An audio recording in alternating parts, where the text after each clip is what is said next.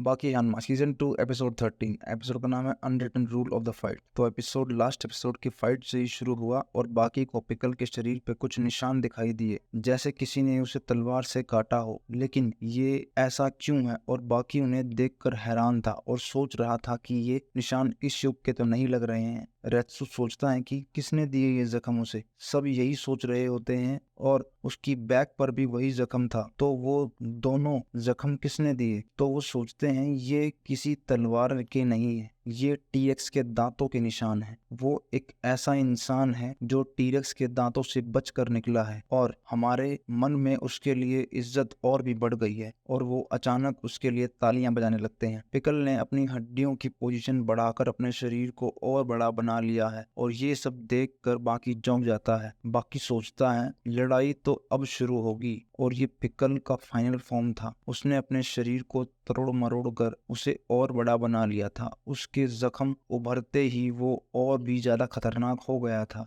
बाकी बोलता है तुम्हें यूं बदलता देखकर मुझे और ताकतवर शख्स से लड़ने का मौका मिल रहा है। रेत्सु बोलता है उस वक्त से आज तक हम इंसानों ने बहुत तरक्कियां कर ली। टाइम के साथ हमारे हथियार बेहतर होते गए। अब न्यूक्लियर वेपन आ चुका है। ये सब होने के बाद भी एक चीज हमें पीछे छोड़ आई है। ये हमें पिकल को देखकर समझ आया। ऐसा शरीर जिसे दर्द नहीं होता। हथियार भले ही हमें ताकतवर बनाते हैं पर इनके बिना हम बहुत कमजोर हैं, इतने कमजोर कि हम खुद की रक्षा करना ही भूल गए हैं। तभी बाकी बोलता है मैं यहाँ खड़ा रहूंगा, करो मुझ पर हमला। तभी पिकल अटैक करता है और बाकी दूर चला जाता है और पिकल फिर से अटैक करता है, लेकिन बाकी को उस पंच से कुछ नहीं होता। बाकी बोलता है तुम मुझे हिला भी नहीं पाओगे क्योंकि मैंने तुम्हारी ताकत का अंदाजा लगा लिया है। इसे कहते हैं टेक्निक। बाकी उस पर चिल्लाता है और बोलता है हमारे युग ने मार्शल आर्ट्स की खोज की, हर हमले का तोड़ है हमारे पास और मैं तुम्हें खुद पर हावी नहीं होने दूंगा। तुम्हारी मसल स्ट्रेंथ और हड्डियों के आगे शायद मैं थोड़ा कमजोर पड़ जाऊं पर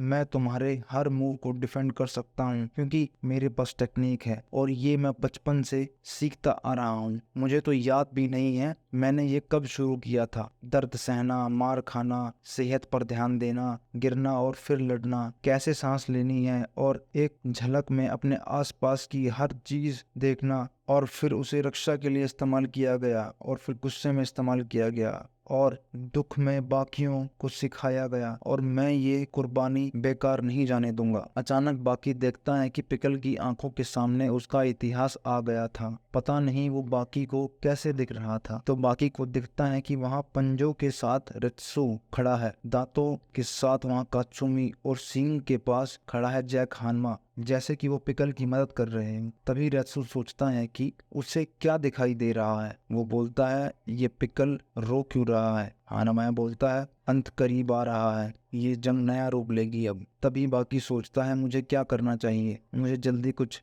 सोचना होगा, कुछ समझ नहीं आ रहा और वो बिल्कुल करीब आ गया है। तभी बाकी पिकल को पंच मार देता है। तो रेत्सु बताता है कि काउंटर अटैक दो तरह से असर करता है। जैसे कि जब हमारा फोकस अटैक पर होता है तब हमारा जबड़ा खुल जाता है और उस टाइम कोई वहां अटैक कर दे तो वो झटका बहुत तेज लगता है और 10 सेकंड तक शरीर को समझ नहीं आता कि मेरे साथ हुआ क्या, चाहे वो पिकल ही क्यों ना हो। जब वो अटैक कर रहा होता है उसकी गर्दन एक बच्चे की तरह नाजुक हो जाती है जो सिर के बोझ को नहीं उठा पाती। तो बताते हैं एक फाइटर के बारे में जिसने सबसे ज्यादा नॉकआउट किया है और एक चैंपियन जिसे शुरू में कमजोर कहा जाता था और आज हम उसे मोहम्मद अली के नाम से जानते हैं। उनके तेज पंचिस को एंटम पंचिस कहा जाता था। तो रेत्सु बताता है कि कोई पंच अगर हमें मारने आए और आप उसे मार दो तो कुछ सेकंड के लिए दिल की धड़कन रुक जाती है और बाकी के पास वो काबिलियत है, इसलिए वो ऐसा कर पा रहा है, इसलिए उसने बाजी पलट दी है। पिकल सोचता है मेरी तरफ आने वाले दांतों को, पंजों को मैं तोड़ दिया करता था, सींग मारने वाले को पलट दिया करता था, मुझे उनकी ताकत से फर्क नहीं पड़ता था, मेरे शरीर उन्हें हराने के लिए काफी था। पर आज मेरा शरीर मेरा साथ नहीं दे रहा है। आज बाकी के पैंतरों का कोई जवाब नहीं है और उसने शायद ही किसी को ऐसे लड़ते हुए देखा है। तभी वो तीनों सोचते हैं ये क्या है। टेत्सु बोलता है जैक से लड़ते वक्त भी ऐसे ही भागा था पिकल। पिकल घबरा गया है और सिर्फ डिफेंड कर रहा है और बाकी उस पे हावी होता जा रहा है। बाकी बोलता है मैं तुम्हें कहीं भी अकेला नहीं छोड़ूंगा, तुम चाहे कहीं भी चले जाओ। वैसे तो पिकल की स्ट्रेंथ को तोड़ना बहुत मुश्किल है, लेकिन बाकी के मार्शल आर्ट के सामने वो फीका पड़ रहा है और वो बस जीतने ही वाला है कि अचानक बाकी के मन में कुछ नया करने का ख्याल आया। अपने दोनों हाथ सामने लेकर आया और पिकल ये देखकर समझ गया कि बाकी मारपीट छोड़कर जोर आजमाना चाहता है। टेक्निक्स से हराने के बाद बाकी को जीत का लालच हो गया था। बाकी उसे सामने से और ताकत से हराना चाहता था और पिकल को डर था कि बाकी कहीं इस चुनौती में भी उसे हरा ना दे। इस लड़ाई में पिकल ने मौके का सही फायदा उठाया और ये लड़ाई खत्म हो गई। बाकी जमीन पर गिर जाता है और पिकल साइड में जाकर बैठ जाता है। तो नेक्स्ट सीन में बाकी को लेने के लिए डॉक्टर आते हैं और पिकल साइड में बैठा होता है। टोकुगावा बोलता है देखो पिकल वहां से उठना नहीं चाहता और बाकी वहां से चाह कर भी नहीं उठ सकता है। इस लड़ाई में कौन जीता? रत्सु बोलता है बाकी की जिंदगी अब पिकल के हाथ में है, इसलिए पिकल ये लड़ाई जीत चुका है। तो हनामाया बोलता है मैं सहमत नहीं हूँ तुम्हारी बात से। कमजोर लोग पैंतरे आजमाते हैं ताकि बड़ों को हरा सके। पिकल के पास बड़ा शरीर है और ताकत है, उसके बावजूद भी उसने पैंतरे का इस्तेमाल किया और जो ऐसी ताकत के साथ पैदा होता है उन्हें पैंतरे इस्तेमाल करने का हक नहीं है। और टोकुगावा बोलता है मुझे पता था आप यही जवाब देंगे क्योंकि तुम भी बहुत ताकतवर हो और मेरे लिए तो बाकी ये लड़ाई बहुत पहले ही जीत चुका था। तभी पिकल खड़ा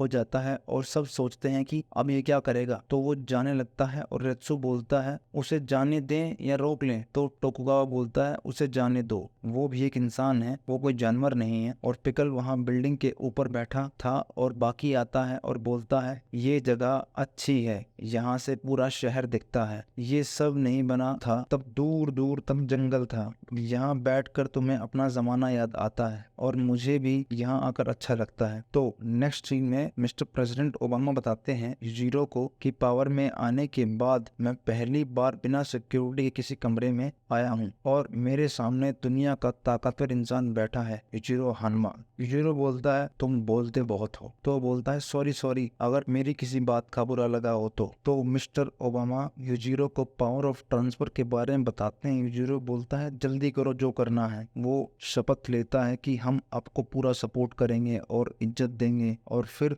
वो जेब से एक कोयला निकालता है और बताता है कि अगर इस पे 1 लाख एटमॉस्फेयर का वेट पड़ता है तो वो हीरा बन जाता है और मैं ये जब मानूंगा तब मैं अपनी आंखों से खुद देखूंगा। तो यूजिरो बोलता है तुम में और पिछले प्रेसिडेंट में कोई फर्क नहीं है। तो यूजिरो उसे अपने हाथ में दबाकर टेबल पर रगड़ देता है और बोलता है सॉरी लेकिन तुम्हारा हीरा नकली है। और ये सब देखकर ओबामा की आंखें फट जाती हैं। तो नेक्स्ट सीन में एक मीटिंग में बोलते हैं इसे वहीं भेज दो जहाँ से ये आया है, हमने तो इसे अपने स्वार्थ के लिए जिंदा रखा था। तो मिस्टर पेन बोलते हैं कि हम इसे वापस नहीं भेज सकते, ये हमारी जिम्मेदारी है। तो वो एक आदमी बोलता है मिस्टर स्ट्राइडम से तुम हमारी प्रॉपर्टी का इस्तेमाल करके वहाँ बड़े बड़े फाइटर्स को लड़वा के उनकी फाइट्स का मजा लूट रहे हो। तो वो बोलता है मैंने पिकल से वादा किया था। वो बोलता है कि कैसा वादा? वो तो बोल भी नहीं सकता है और ना हमारी भाषा समझ सकता है। तो मिस्टर स्ट्राइडम बोलते हैं जरूरी नहीं है कि बोलकर ही किसी से वादा किया जाए। तो वो बताते हैं कि स्कूल्स, ऑफिस में, पार्क में, हर जगह पर पिकल के बारे में ही बातें हो रही हैं कि उसके साथ क्या किया जाए। सभी देशों में इसकी बातें हो रही हैं, यहाँ तक कि यूनाइटेड नेशन में भी उसके बारे में बात हो रही है और उसके लिए वोटिंग होती है। और मिस्टर पेन बोलते हैं कि ये पूरी दुनिया का फैसला है, मैं इसमें कुछ नहीं कर सकता। और वो